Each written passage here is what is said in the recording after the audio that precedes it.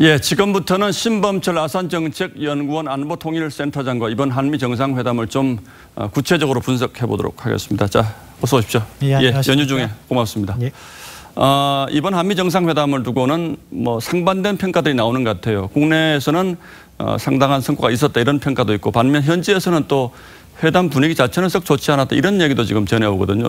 어떻게 평가하십니까? 현지 분위기가 중요하다고 생각합니다. 큰 틀에서 대화의 모멘텀을 이어간다는 것에는 양 정상이 동의를 한 것 같아요. 같은 취지에서 트럼프 대통령도 곧 김정은 위원장과 정상회담을 하겠다 이런 식으로 이야기를 했고요.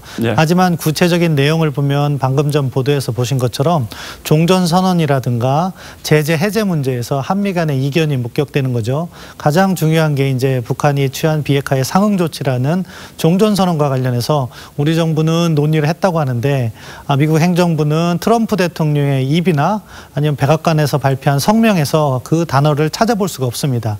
그런 측면에서 미국이 종전선언을 아직 해줄 단계가 아니라는 인식을 하고 있는 거죠.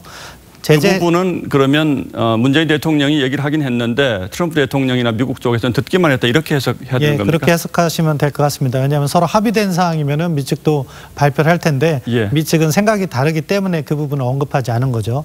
그리고 다른 한편으로는 제재 해제와 관련해서도 한국은 제재 이행은 강조했지만 북한의 밝은 미래를 강조하면서 무언가 이렇게 북한과의 경제 협력을 시사하는 표현을 했는데, 미국과 같은 경우에는 제재의 강력한 이행 이것만을 딱 언급하고 말았습니다. 그런 부분에서 양측의 차이가 노정된 그러한 정상회담이다 이렇게 평가할 수 있겠습니다. 자, 어쨌든 미국은 조만간 북미 정상회담 하겠다 이렇게 구체적으로 트럼프 대통령이 얘기를 했으니까 할 텐데, 장소는 일단 싱가포르는 배제를 했어요. 그러면 평양이거나 워싱턴이거나 서울이거나 판문점이거나 이 정도가 후보가 될 텐데 어떻게 될 걸로 보십니까? 그건 보도에 나오진 않았는데 트럼프 대통령이 same format, 그러니까 같은 형태로 정상회담을 한다니까 제3국일 가능성이 높다고 보고요. 싱가포르는 아니지만 싱가포르는 아니라고 또 부인을 했습니다.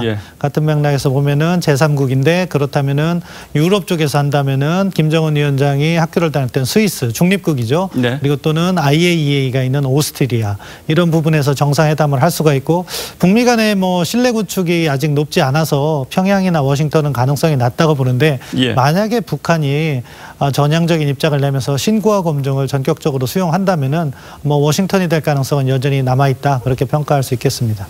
시점은 아무래도 미국 중간선거에 충분히 활용될 수 있는 그 정도 시점 되겠죠. 10월 중순 전후가 됩니까 그러면? 저는 그거보다 늦어질 가능성이 높아진다고 생각하는데요. 왜냐하면 트럼프 대통령으로서는 중간선거 이전에 개최를 해서 북한의 양보를 얻어낸다면 큰 성과가 있는 것으로 홍보를 할 텐데, 아직 그 정도 수준은 아닌 것 같습니다. 그러면서 폼페이오 국무장관이 방북을 이야기하는데 금년 내에 방북하겠다고 하거든요. 그래서는 10월 달에 정상회담을 할 수가 없죠. 그러니까 미국으로서는 자신들의 입장을 굽히지 않고 북한이 입장을 전환해서 신고검증을 수용하면 그때는 전격적으로 할 수 있다. 그렇지 않다면은 중간선거를 넘겨도 좋다. 이런 입장인 것 같습니다. 저희의 일반적인 예상은 중간선거에 활용을 할 것이기 때문에 조만간이 될 거라고 예상을 하는데, 우리 신 교수님은 꼭 그렇지 않을 것이다 이렇게 예상을 현재 기준에서 북한이 미국에 만족하는 수준을 내놓지 않고 있기 때문에 현 기준으로서는 중간선거 이전에 하기가 어렵다고 보고요. 앞으로 미국과 접촉을 하는 폼페이오 국무장관이 하든 스티브 비건 특별대표가 하든 할 건데, 거기에서 북한이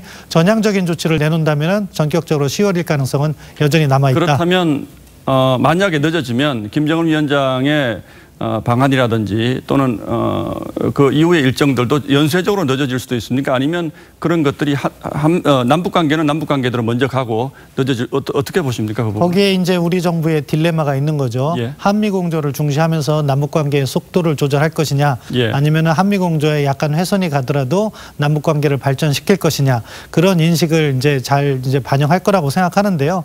그래도 정상회담 합의문에 금년 내 서울 방문을 확정했기 때문에 아마 미국 정상회담이 없다고 하더라도 김정은 위원장을 초청할 것 같습니다. 청와대의 마음은 좀 급할 수도 있고 또 참 어려운 상황이 또 될 수도 있겠군요. 신범철 교수님 잘 들었습니다. 고맙습니다.